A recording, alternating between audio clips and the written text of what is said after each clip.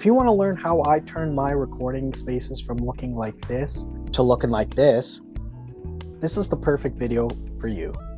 There's nothing worse than having a good video idea, shooting the video, and then later finding out that the video ends up looking like this, with very washed out backgrounds and a whole lot of distractions that are going to take your viewer away from the content of the video. Not only that, but it's not always that you're going to have your studio gear with you. So in this video, I'm going to show you step-by-step process on how I transform my small recording spaces into looking like a more studio-like setup. I'm going to show you what I would use around in typical room setup like this, as well as some of the smaller gear, the bare minimal gear that I'd carry with me. As you can see right off the get-go, I am utilizing a USB microphone, which is extremely important to carry around with you. And the nice thing is that this one fits in this small little pouch that I carry with me almost anywhere I go. So the first thing that I always look at when I set up my recording spaces is making sure that I can kind of visualize how the angles are going to affect my recording. I also want to make sure that there's not too many distractions in the background that are going to take the viewer away from the content that I'm providing. You want to make sure that the background is interesting enough without drawing away too much attention. The first thing I would look to do is set up the angles in your area. You want it to be that the camera or recording device and you are as close together as possible while maximizing the distance between you and the background. Now, the reason you do that is because you're going to create that separation and create more of a blurred background. It also gives you the opportunity to turn away from some of the distractions, such as my coat on the hanger, and get more of a better look in your background. Having corners are actually a good way to create effects in the background. It provides more dimension rather than a flat wall surface like I have currently. As you can see in my current footage, there's a lot of things that I could definitely tidy up. It doesn't take very long to do in small spaces like this, to just put away the things that are going to distract your viewers. It's normally such a small thing to set up prior to starting recording, but it will make a big difference for the viewers when they're viewing your video. You want to take a little bit of time to put away things like your jackets, your clothes, make your bed, and close drawers in the background or whatnot. Make sure there's nothing really set up that's going to cause distraction. Not only that, but when you're looking to set up your space, try to set up in a space where there's not too many distractions from noise. You don't want to be in an area where you're going to have other people walking around or babies crying. You don't want to be right beside a bathroom where the exhaust fan, or in a kitchen where the exhaust fan is going to be prevalent in the recording. On top of that, as we go into the audio portion, just making sure that things like your fan, your TV, they're not on in the background that are going to distract and take away from the audio control of your video. So for starters, this is how it's currently set up in my room. I'm normally sitting right at this desk, and I'm positioned my chair right in front of it, directly looking at my background there. What I'm going to do is I'm going to move the chair to an angle apart from the camera, and the camera is going to be set up right here. That way I have an angle, a direct angle that allows the most room between me and the background at a diagonal to the other corner there. So I've now gone ahead and changed up the angle of my camera, as well as cleaned up the background, which is already making a big difference. One other thing I did is I've also changed my camera around to the rear camera. Oftentimes your rear camera is going to be much better quality than your front-facing camera, whether it be with pixels or even with color itself. So I'm going to use my rear camera.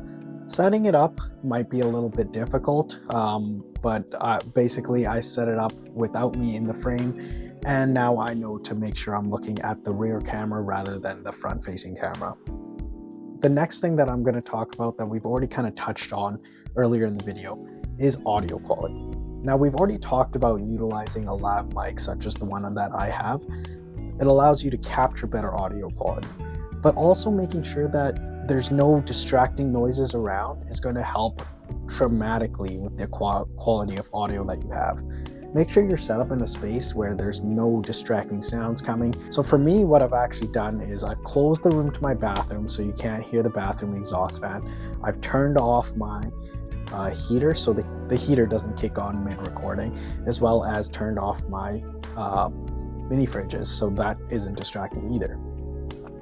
There's nothing worse than something like that distracting you from recording. It makes you lose your train of thought, and it's very hard to get back into the swing of things and into the same mindset after you've been distracted like that. Recording audio is probably the most important thing because it's very difficult to fix it in post, especially if the audio is not clear and hard to understand. You want to make sure that you're getting a good take. All the colors and the background can be fixed up in post, minus a couple of things, distractions and stuff like that we're going to go over. And just so you guys have a quick comparison of what it's like without my lav mic, this is me recording utilizing the rear microphone setting on my Samsung S22 Ultra. It doesn't provide as much of a crisp audio quality that you're looking for these videos, and sometimes you might get more of a muffled sound coming out of the camera or out of your phone microphone, so it's always better to just carry something like this lav mic, the Olhem MC01. I'm thinking I'll probably do a review on this microphone because it has helped me out so much since I've gotten it. And this one actually comes with 2 little microphones, so if you have a second person, it's very easy to record while moving around. The last thing that I really wanted to touch on when setting up your small space for video recording, especially what I look for, is what's going to turn your video from looking kind of bland to look more like a studio output. Lighting is going to be that thing. Now with lighting, you might need a little bit of playing around and it's going to take time getting used to, but lighting is critical for setting up your space to make sure that you're not going to have overexposures, you're not going to have any major dark spots, because it will dramatically affect the quality of your video. Now I'm going to show you what it would be like if I was just utilizing some of the stuff that I have here in my room. Currently it's nighttime over here, so I can't show you what it's like setting up with sunlight, but setting up in front of a window is probably your best source of light if you don't have any studio lighting with you.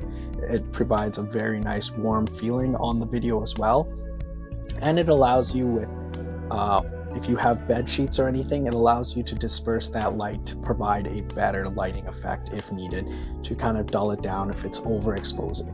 I'm also going to show you what it's like with setting up some of your subject lighting and fill lights to create more of a mood and dimension into your shots with some of the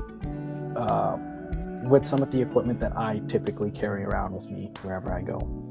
Now the good thing with light is it's very easy to manipulate, utilizing different types of translucent materials such as tissue paper or bed sheets to disperse the light if it's overexposing you. There's also ways to reflect light very easily to get fill-in shadows on opposite sides of the light source, such as if I were sitting at a window, one side of my face might be darkened. Setting up some kind of reflective surface is going to allow the light to reflect and hit that side, so I have a better exposed features. Some of the best ways to set up your video from the get-go is starting with a blank canvas. So what I like to do is start by turning off the lights.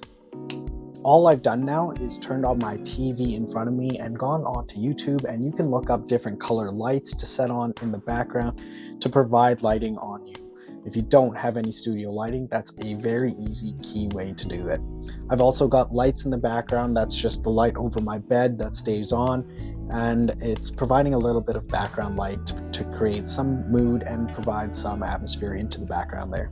The next thing I would look to do is set up some of the background lighting, the accent lighting, which is going to provide a lot more atmosphere into your background, provide that intrigue without taking away too much from the foreground and the content that you're providing.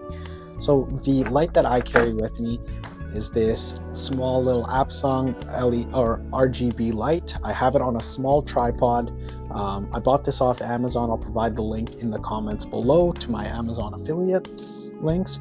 But setting something up like this behind a subject to provide that lighting is going to create a lot of distance between you and the background, an atmosphere and dimension to your shot. So I'm going to go ahead and set this up now. So now I've gone ahead and changed up some of the lighting in the background, created a little color in the background there, and turned off the harsh lighting in the background. And I'm still utilizing the light from my TV from a YouTube thing. So now I'm going to take it up a notch and utilize my nice Fitty portable lighting kit that I have bought off Amazon as well. That'll be in the affiliate links down below, attached to one of these micro arms that I have set up. The good thing with studio lighting is it gives you a lot more flexibility and a lot more customization with the type of lighting you want. You also have the ability to reflect it off, as we talked earlier, reflect and disperse the lighting to get better effect on the subject and avoid over lighting the background to create that mood. So all I've done is I've set up my nice Fitty on the lowest setting I have with a white light, and it's actually reflecting off the wall in front of me, reflecting back on me. It provides a nice light without overexposure. This light itself, just because it is so close in this tight room, it would highly overexpose my face, so I'm avoiding that by facing it the opposite direction. As I mentioned before, lighting is very easy to manipulate and try to drag it around as you want to fill in the spaces and provide mood and lighting for your subject. And that's really all I have for you guys today. If you guys found this video helpful, definitely leave a like down below. Subscribe to the channel. I'm definitely planning to set up more videos. Definitely like to hear from you guys down in the comments if you found this video helpful and what you guys do, or some other tips to share with the community on how you set up your small spaces for recording. As always, guys, I'm your ordinary brown guy. Peace.